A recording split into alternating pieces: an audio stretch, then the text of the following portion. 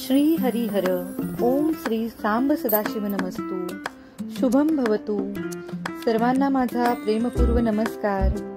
आराध्य कृपेने कलेच्या विश्वामध्ये आपल्या या artisan vision of life canvas परिवारामध्ये मी कला साधक तुम्हा सर्वांचे खूप खूप स्वागत करते। आणि एकच बोलावंसं वाटतं, जगा वेगळं व्हायचं असेल तर जगा वेगळं।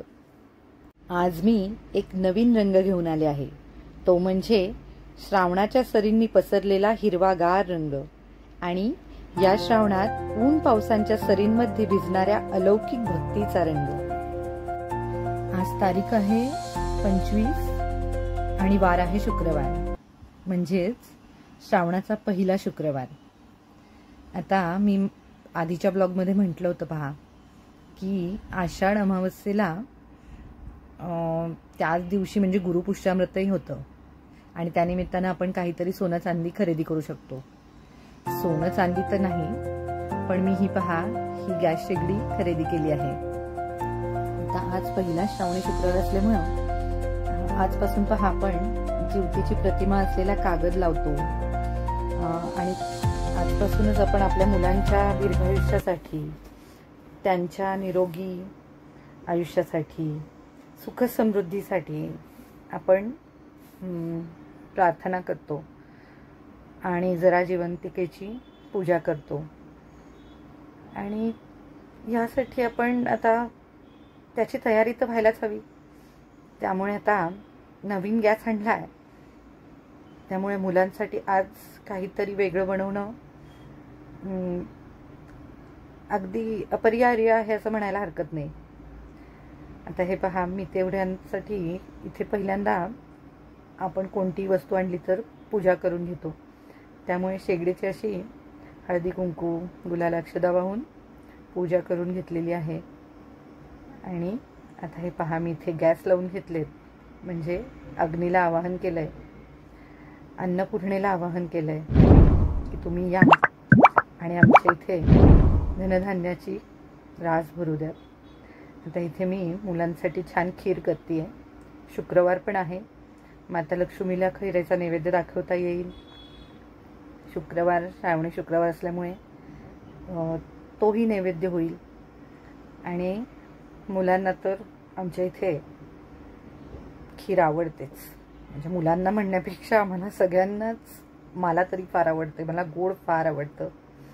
त्यामुळे आता हे पहा, मी इथे ना थोडंसं तूप घालून घेतलंय आणि ते विरघळलं की त्याच्यामध्ये आता थोडेसे ड्रायफ्रूट्स असे छान मंद ह्याच्यावरती थोडेसे परतवून घेणार आहे। आणि ते परतून झाले, अगदी थोडा वेळ लागतो परतायला, 2-5 मिनिटातच ते परतून होतात। आणि इथे पहा, मी हे खवा आणि केसर असं दुधामध्ये भिजवलंय बरं का, आणि छान ते असं मोकळं करून घ्यायचं। खवा काय होतो, असा थोडा घट्ट असतो, तो परतून घेतला तरी चालतो किंवा असा भिजवला तरी चालतो। आणि मग आता मी ही शेवया घालून छान परतवून घेते। तेही अगदी भाजलेल्याच असतात ह्या शेवया, त्याही थोड्याशा अगदी मंद आचेवर परतून घेतल्या। आणि आता त्याच्यामध्ये गरम दूध घालायचं, थोडं साईसहितच घातलंय, त्यामुळे थोडा दाटसरपणा येतो, फार आटवावी लागत नाही। आणि त्यानंतर आता हे भिजवलेलं केशर, दूध आणि खव्याचं जे मिश्रण आहे ते मी त्यामध्ये घालून छान ढवळून घेते पहा। आणि अगदी 5-10 मिनिटात खीर तयार होते। छान, फार पातळ करत नाही, मध्यम अशी सरसरीत ही छान लागते।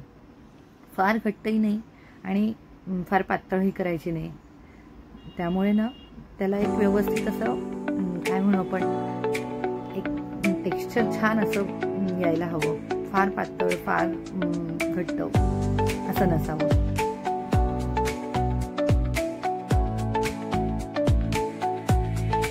आज तारीख आहे 28 आणि श्रावणातला पहिला सोमवार। ही पहा, ही अशी रांगोळी काढून झालेली आहे। आणि आज की नाही केशरी रंगाचा गुलाब उमललेला आहे, तो मी पूजेसाठी काढून घेतला आहे।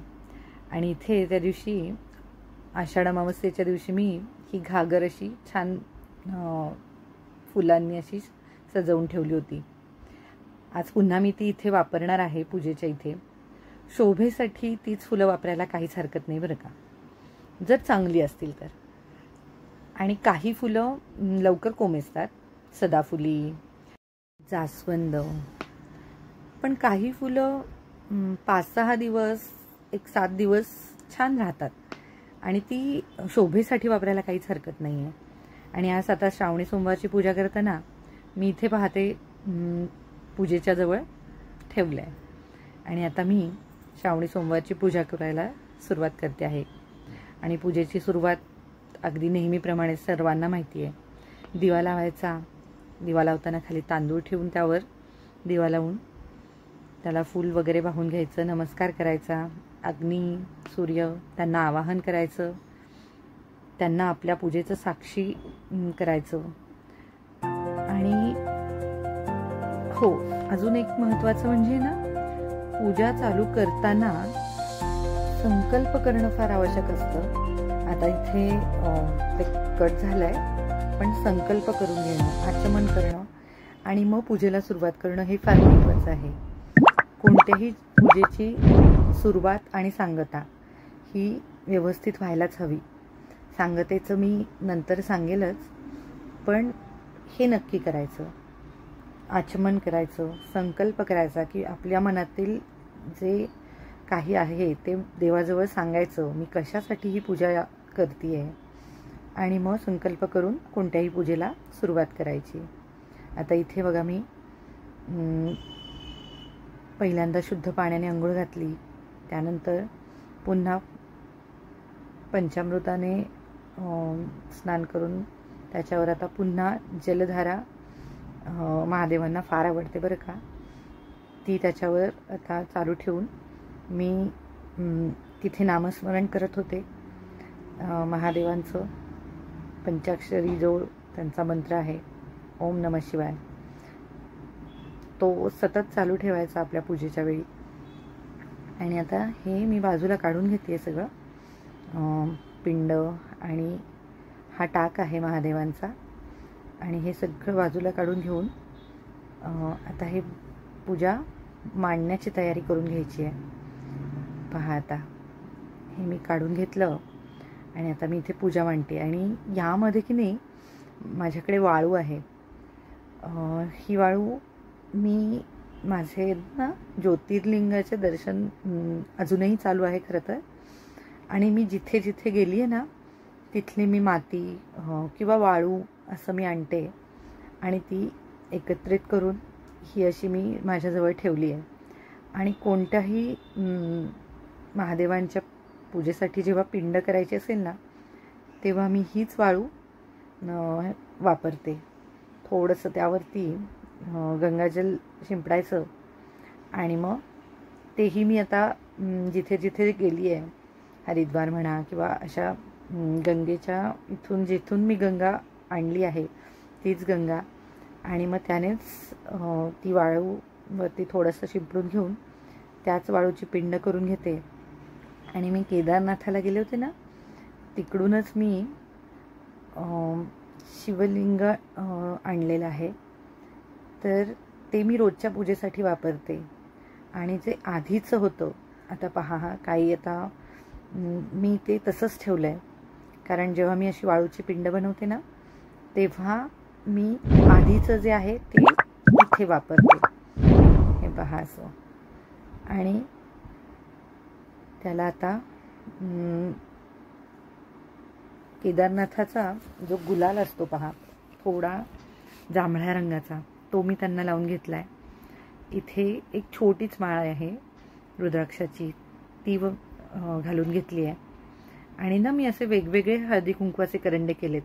एका ह्याच्यामध्ये हळदी कुंकू आणि भस्म आहे, हे पहा. आणि आधी जे दाखवलं ना त्यामध्ये गुलाल, बुक्का, अष्टगंध वगैरे असं सगळं एका ह्याच्यात ठेवलं आहे. आता पहा, हे मी सगळीकडे भस्म लावून घेते आहे, म्हणजे जी पिंड आहे तिला रोजच्या पूजेतली, त्यानंतर वाळूची पिंड आणि ही जे फोटो आहे ना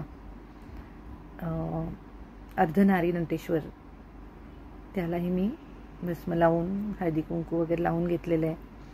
आता ज्या बाजूला महादेव आहेत त्या बाजूला मी गुलाल लावलेला आहे आणि ज्या बाजूला डावीकडे माता पार्वती आहे तिकडे हळदी कुंकू लावून घेतले. आणि इथे पहा मी आता अन्नपूर्णा म्हणजे साक्षात पार्वतीच बरं का, पुन्हा तिची इथे स्थापना करून घेतली आहे. छान लाल गुलाब व्हायला आहे आणि महादेवांना पांढरं फूल, जांभळं फूल वगैरे आवडतं, शक्यतो पांढरंच, त्यामुळे इथे मी आता पांढरं फूल वाहून घेतलं आहे. गणपतीला आपण आधीच पूजा करून झाली होती खरं, पण ते आता इथे माझं स्किप झालं काहीतरी आणि गणपतीला मी गुलाबाचं फूल वाहून घेतलं. आणि आता बेलाने त्यांना मी 108 बेल वाहणार आहे. ही बेल घेताना की नाही काय करायचं,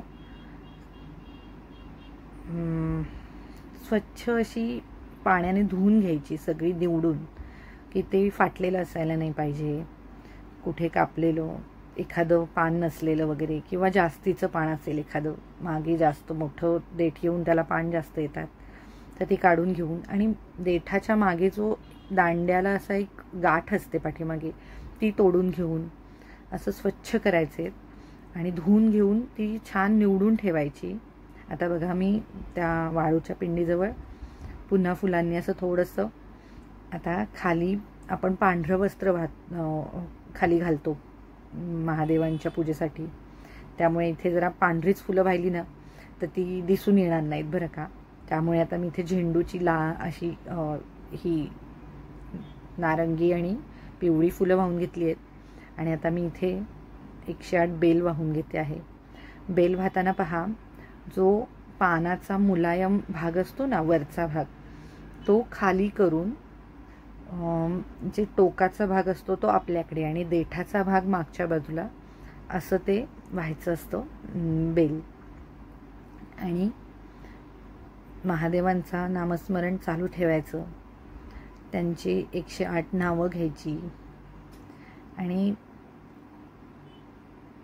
हे पहा, हे की ना मला असं बेल आलं होतं. आता तुम्ही म्हणताल तुटलेलं वगैरे चालणार नाही, पण ह्याचा आकारच एवढा गोड आहे ना की महादेवांचा हा मला संकेत वाटतो की ते माझ्याजवळ आहेत, माझ्याबरोबर आहेत. आणि मग ते मी वाहिलं आहे आणि मनापासून त्यांना प्रार्थना केली आणि त्यांचे आभार पण मानले की असेच सदैव माझ्यासोबत राहा. आणि आता हे बघा मी इथे थोडी अजून फुलं ठेवून घेते.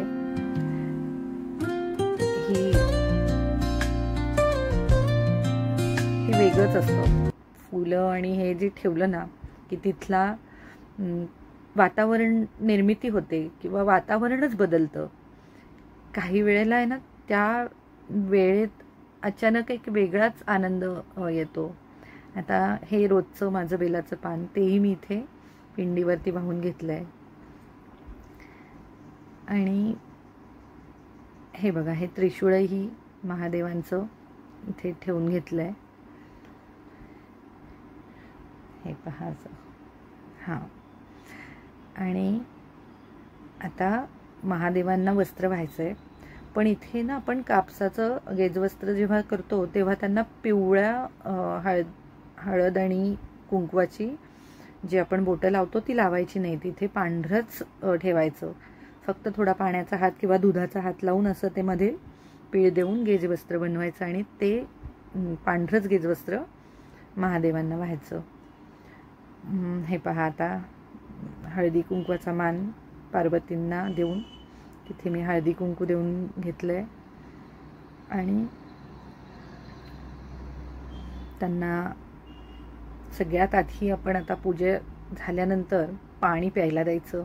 आपण आलेल्या पाहुण्यांना नेहमी पाणी देतो की नाही, तसंच पहिल्यांदा देवांना पूजा झाल्या झाल्या पाणी द्यायचं.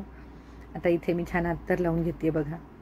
हे पहा, देवांना असं अत्तर लावून झाल्यानंतर मलाही आता थोडंसं अत्तर लावून घेते. मोह काही आवरत नाही, रंगांचा, सगळ्या सुंदर गोष्टींचा.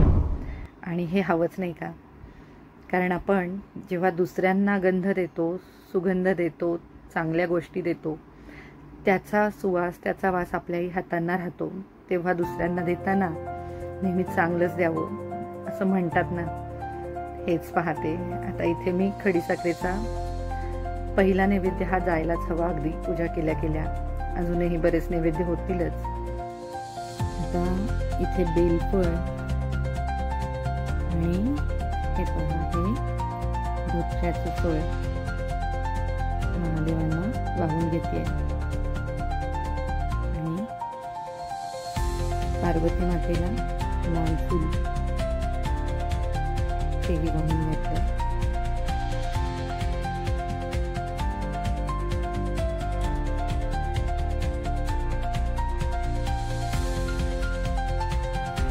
आता इथे मी पूजेपुढे रांगोळी काढून घेते आहे.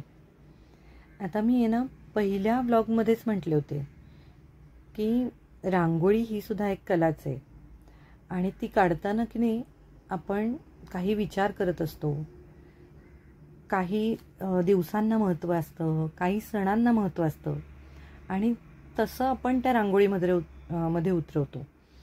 तेव्हा आता आज पहिला श्रावणी सोमवार, त्यामुळे मी इथे अशी महादेवांची पिंड काढली आहे. महादेव हे पार्वतीशिवाय अपूर्णच आहेत. त्यांची अर्धांगिणी आणि त्यांचं एक स्वरूपच आहे अर्धनारी नटेश्वर. त्यामुळे आपण त्यांना त्याच स्वरूपात पाहायला आपल्यालाही आवडतं. तेव्हा तेच स्वरूप मी इथे थोड्याशा कल्पकतेने उतरवण्याचा प्रयत्न केला आहे की वरती पिंडीचा आकार दिला आहे, खाली कमळ काढून देवी स्वरूप असं पार्वतींना स्थापित करून वरती बेलपान आणि 3 रेषा पिंडीवर देऊन त्रिपुंड अशी छोटीशी साधीसुधी रांगोळी काढली आहे. आणि त्यावरही आता इथे हळदी कुंकू वाहून घेते आहे. पहा, म्हणजे विचार आहेतच. कोणत्याही कलेमध्ये विचार हा पहिला किंवा खूप सुंदर आकार असणंच म्हणजे कला नाही, तर त्यामध्ये विचार असण्याला सुद्धा फार महत्त्व आहे असं मला वाटतं. आणि आता इथे पहा, मी पुन्हा ही नवीन कला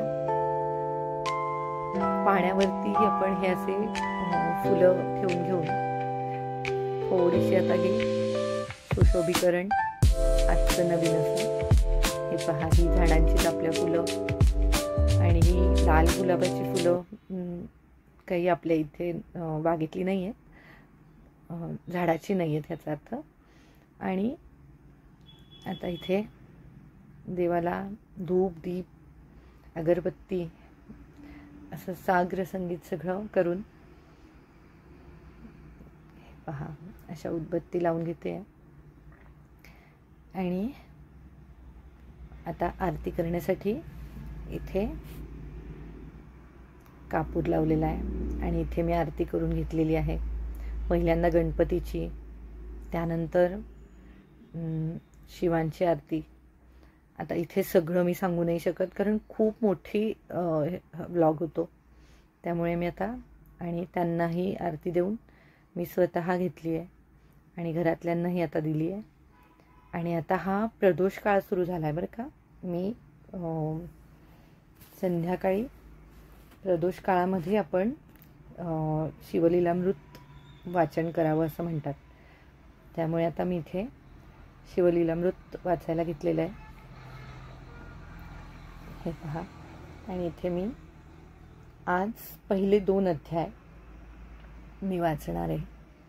असे मी 7 दिवस आता पुढचे शिवलीलामृत पठण करणार आहे. आणि हे पहा, इथे माझं आता वाचन चालू आहे.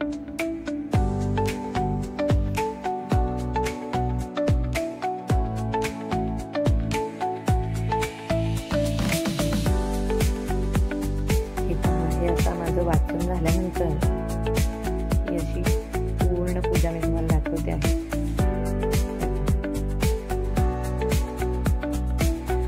प्रसन्न वाटतं की नाही. आता कोणाला ह्याची किती आवड आहे किंवा कोण किती करतं, कोणी खूप केलं, खूप खर्च करणं किंवा खूप साऱ्या वस्तू असणं ह्याला महत्त्व नाही आहे. असेल तर जरूर करावं.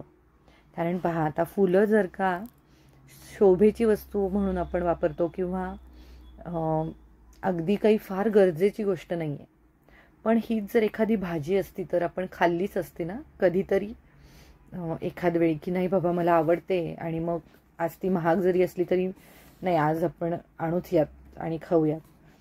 तर मग फुलं आपण कधीतरी आणूच शकतो. म्हणजे मला वाटतंय 15 दिवसातून, 8-15 दिवसातून, महिन्यातून का होईना एकदा आपण थोडीशी फुलं आणायला काहीच हरकत नाही आहे. शेतकरी ही ह्या फुलांची शेती करतात. फक्त भाज्यांची शेती होते असं नाही, फुलांचीही शेती होते. आणि भाज्यांसारखीच फुलंही खूप लवकर खराब होतात, त्यांनाही खूप कष्ट असतं. आणि आता पहा, शिवामूठ वाहताना पण आहे ना, सगळी पूजा झाल्यानंतरच शिवामूठ व्हायची असते. आणि ती वाहताना अंगठावर आकाशाकडे आणि करंगळीचा खालचा भाग हा मुठीचा भाग खाली महादेवाच्या पिंडीकडे, आणि व्यवस्थित हात मुठीत भरपूर असे तांदूळ घेऊन अजिबात कंजूसपणा करायचा नाही, आणि डाव्या हाताने त्यावर पाणी घालत शिवामूठ व्हायची आणि मंत्र म्हणायचा असतो. शिवा शिवा महादेवा माझी शिवामूठ स्वीकार करा ईश्वरा देवा, असं म्हणत शिवामूठ व्हायची. आणि आपण जे महादेवांना मगाशी जलामृत घातलं होतं ते आपल्या पंचामृतामध्ये त्यांचं चरणामृत एकत्रित करायचं आणि ते आपण प्रसाद म्हणून घ्यायचं. अमृताहून काही वेगळं असूच शकत नाही हे, त्यामुळे हे अजिबात विसरायचं नाही. आणि उरलेलं जे काही पाणी असेल ते बेलाचं झाड असेल तर किंवा इतरही कोणत्याही झाडांच्या जवळ घालून पायात येणार नाही याची खात्री घ्यायची, किंवा कोणत्याही तुळशीत नाही घालावं, फक्त इतर कुठल्याही झाडांमध्ये घालायचं. आणि हे आता तिन्ही संध्येला जेव्हा वेळ झाली होती ना, तेव्हा असा मी थोडासा हा आनंद घेतला. थोडेसे त्याच्यामध्ये दिवे लावले. त्या दिवशी अमावस्येच्या दिवशी आपण दिवे लावले होते ना, यासाठी होते पाहते ही तयारी होती त्या या सणांची, की दिवे स्वच्छ करून ठेवायचे आणि अशी सुंदर मनाभावे पूजा करायची. आता उद्या नागपंचमी आहे, त्यामुळे उद्या पुन्हा उपवास असणार आहे. आणि नागपंचमीचा उपवास आज काही सोडत नाहीत. त्याच्यामुळे घरातल्या इतरांना मी बटाट्याची भाजी करते आहे, ती इथे दाखवते अगदी थोडक्यामध्ये. हे बटाटे असे कापून घेतलेत, मिठाच्या पाण्यामध्ये घालून ठेवलेत, तेल थोडंसं घातलं आहे आणि मोहरी घालून छान तडतडू दिली. थोडी हळद घालून मी त्या तेलावर खरं ना आधी बटाटे छान परतून घेते. कोणती भाजी ना मला ह्याने तेल कमी लागतं बरं का. म्हणजे आपण तेलावर जर का कोणतीही भाजी परतून घेतली तर तेल कमी लागतं आणि दिसायला भाजी छान दिसते, कमी तेलात छान होते. थोडंसं तिखट घातलं आहे, पुन्हा परतवून घेतले, रंग छान येतो मिरची पावडर घातल्याने. थोडा घरचा मसाला, थोडं वाटण घातलं त्याच्यामध्ये.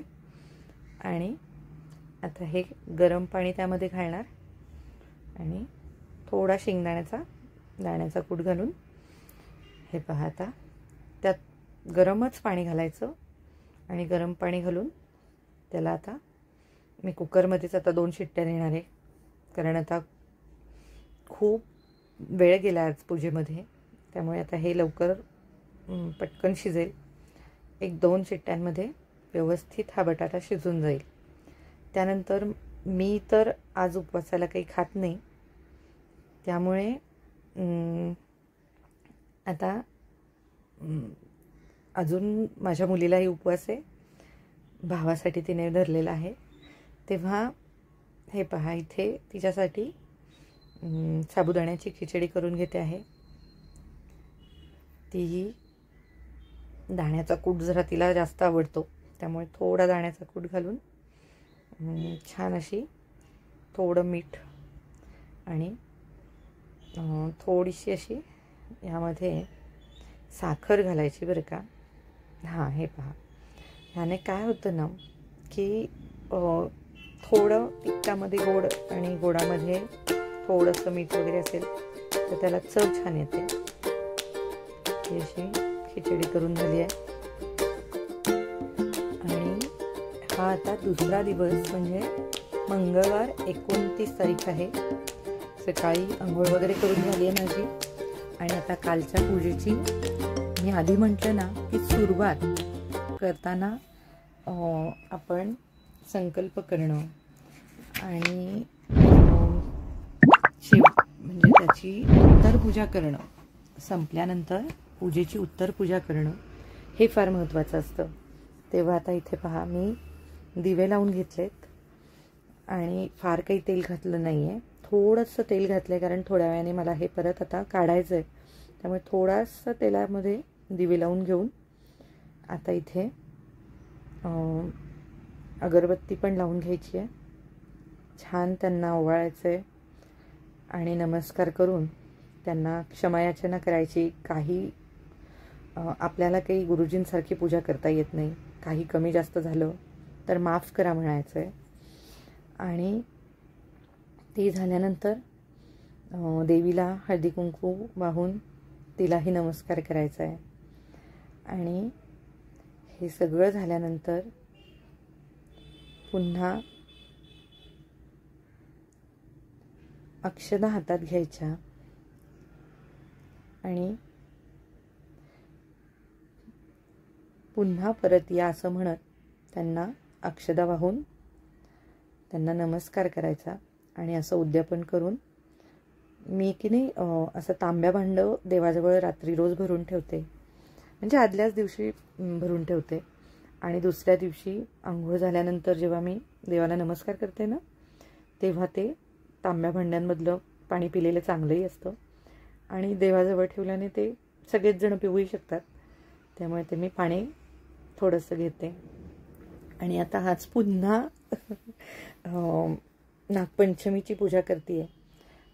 इथे आज फार काही बदल करावा लागला नाही कारण कालच सोमवारची पूजा झाल्यामुळे आज तिथेच मी फक्त खालती वस्त्र बदलून घेतलं आहे. पांढरं वस्त्र काढलं आहे कालचं आणि त्यावरती लाल वस्त्र घालून आता हा दिवा नेहमीप्रमाणे आपण सुरुवात करतो तसा दिवा ठेवून घेतला आहे. दिव्याची पूजा करून घेतलेली आहे. अग्नीला आणि सूर्यदेवांना आवाहन केलं आहे. तुमच्या साक्षीने माझी पूजा होऊ देत असं त्यांना म्हणते आहे. समयाई पुन्हा आता लावून घेतलेल्या आहेत.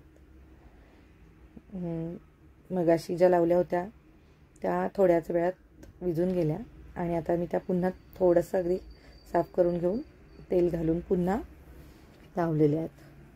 आता इथे पहा, तांदूळ ठेवून त्याच्यावरती सुपारी ठेवून पुन्हा गणपतीचं आवाहन करायचं.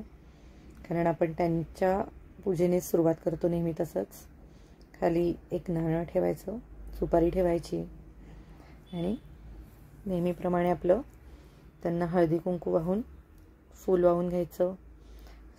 दिव्याला पण समईला वगैरे हळदी कुंकू वाहून घ्यायचं आणि छान अशी पूजेला सुरुवात करायची. हे पहा,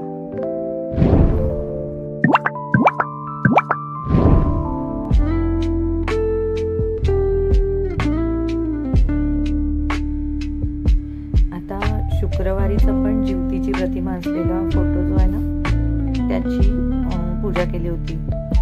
तेच मी इथे ठेवून घेतलेले आहे.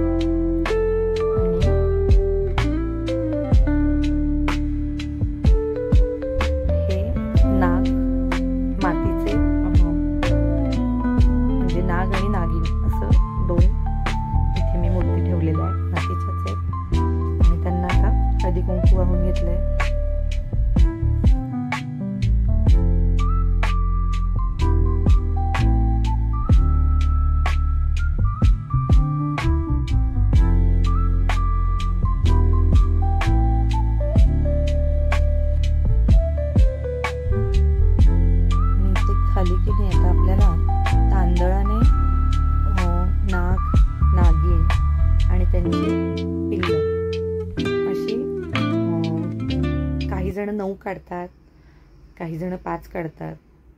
तर अशी काढून घ्यायची, कमीत कमी 5 तरी काढावीत, म्हणजे नाग नागिन आणि त्यांची 3 पिल्लं असं. खरं तर नवनागांची पूजा असते ही, पण ठीक आहे, आपण त्यांचं स्वरूपच मानून हे शेवटी पूजा करतो आहे. त्यामुळे 5 नागाचे मी तांदळाने काढून घेतलेत आणि त्यांना हळदी कुंकू व्हायचं, त्यांची ही पूजा करायची.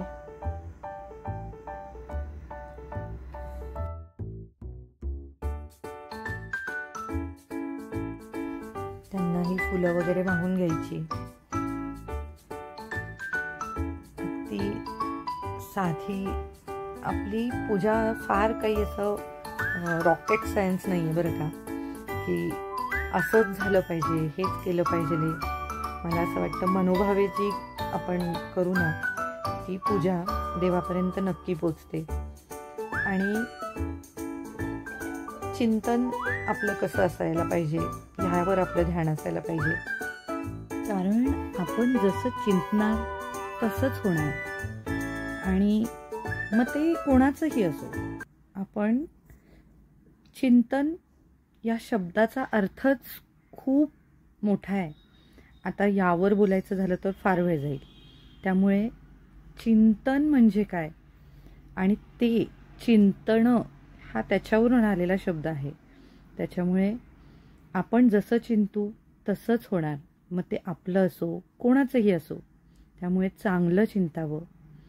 आणि आता इथे मी पुन्हा रांगोळी काढते आहे, कारण ही म्हणजे काय म्हणतो ना, माझी आवड आहे, माझं प्रेम आहे खरं ह्या गोष्टींवरती. एक छान असे हे जे आकार असतात ना, हेच आकार म्हणजे फक्त ह्याचेच आकार नाही, तुमच्या जीवनाला मिळणाराही आकार हा तुम्हीच घडवत असतात. मग तो कसा आकार द्यायचा, तो कसा वळवायचा, हे आपल्या हातात आहे. आणि त्यामध्ये किती सरळ रेषा आखायची, की थोडासा त्यामध्ये बाक आणायचा, तो आणायचा तर कितपत आणायचा, ह्या सगळ्या गोष्टी आपल्याला कला शिकवतात बरं का. आपल्याला अध्यात्मात, म्हणजे आपल्याला अध्यात्मामधून सुद्धा या गोष्टी कळतात. कला अध्यात्म हे अजिबात वेगळं नाही, हे खरोखरच सगळं एकत्र जोडलं गेलेलं आहे.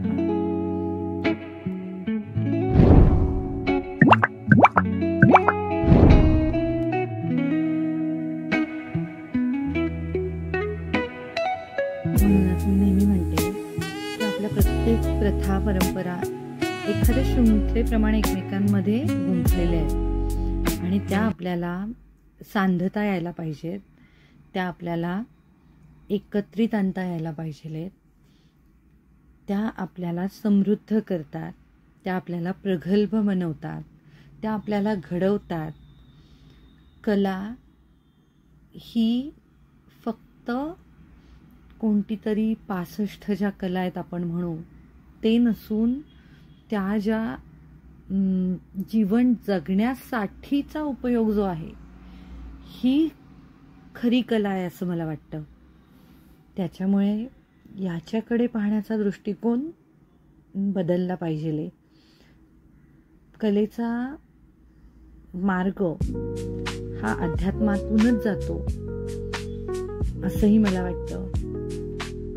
आता इथे मी 65 कला म्हटलंय, कला 64 आहेत, पण जीवन जगण्याची कला ही 65वी असावी असं मला तरी वाटतं.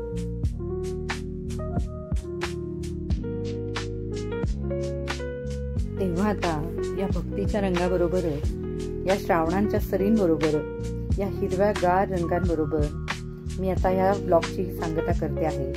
मी खूप आतुर आहे तुम्हाला पुन्हा पुढील भागामध्ये भेटण्यासाठी. कलेच्या या artisan vision of life canvas या चॅनलवर सप्तरंगांची उधळण करण्यासाठी पुन्हा भेटूयात पुढील भागामध्ये.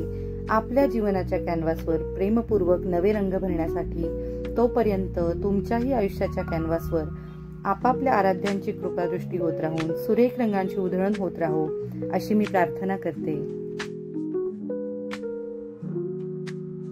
हा माझा प्रयत्न तुम्हाला कसा वाटतोय? हा माझा प्रयत्न तुम्हाला आवडला का? हे मला प्रतिक्रियेमध्ये नक्की सांगा. आणि वेगवेगळे भाग पाहण्यासाठी, वेगवेगळे विषय पाहण्यासाठी दर आठवड्यातील 2 दिवस मी तुम्हाला भेटायला येणार आहे. त्यासाठी ही माझी YouTube वाहिनी अर्थात या artisan vision of life canvas या वाहिनीला हिला पसंती द्या, तिचा प्रचार करा आणि तिचं सभासद व्हा. अर्थात लाईक, शेअर, सबस्क्राईब करा आणि बेल आयकॉनवर क्लिक करायला विसरू नका, म्हणजे नवीन भागाला ती तुम्हाला लगेच मिळेल. धन्यवाद.